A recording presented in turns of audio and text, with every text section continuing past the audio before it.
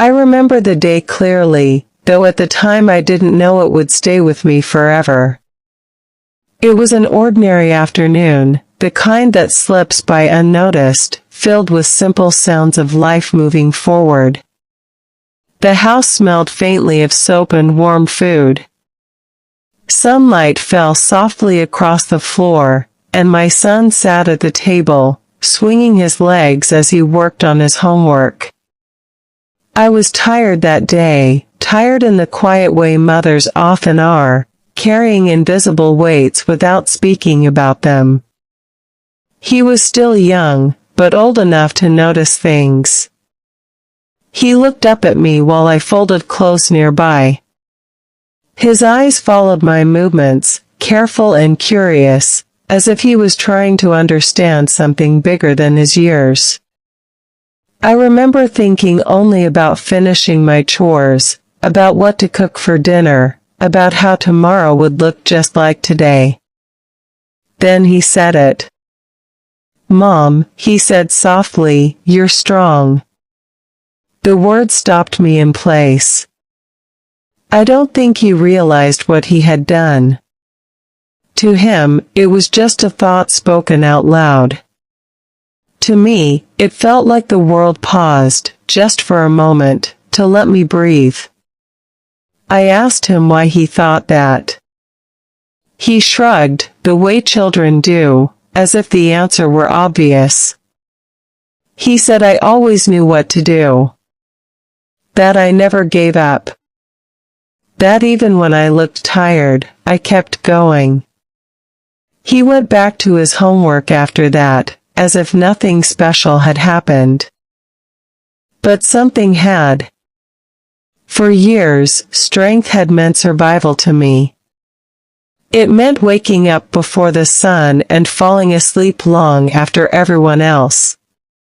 It meant choosing my son's needs over my own, again and again, without applause or thanks.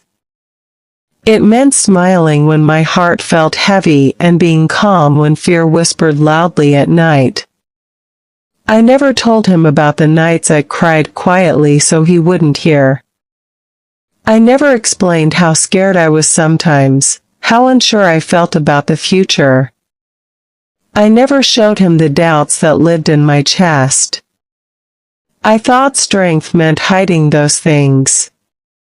That day, as I stood there holding a clean shirt in my hands, I realized something had reached him anyway. Not my tiredness. Not my fear. But my persistence. My love. As he grew older, life moved faster. School days turned into busy weeks. His voice deepened. His steps became heavier. Slowly, he needed me less in ways I could see. But sometimes, late at night, I would remember his words and feel steady again. There were moments when I wanted to quit, moments when everything felt too much. Bills, worries, endless responsibilities.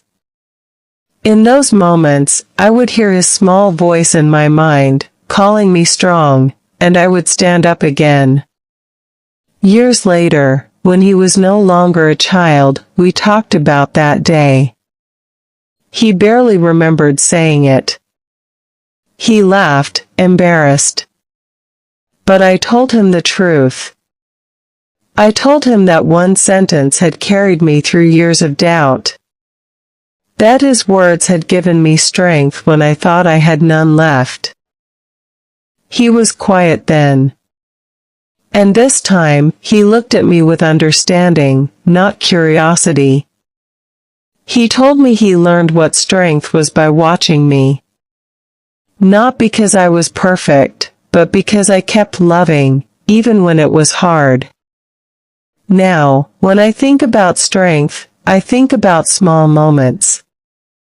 A tired mother folding clothes. A child speaking honestly. Love passing quietly between them, unnoticed by the world, but powerful enough to last a lifetime.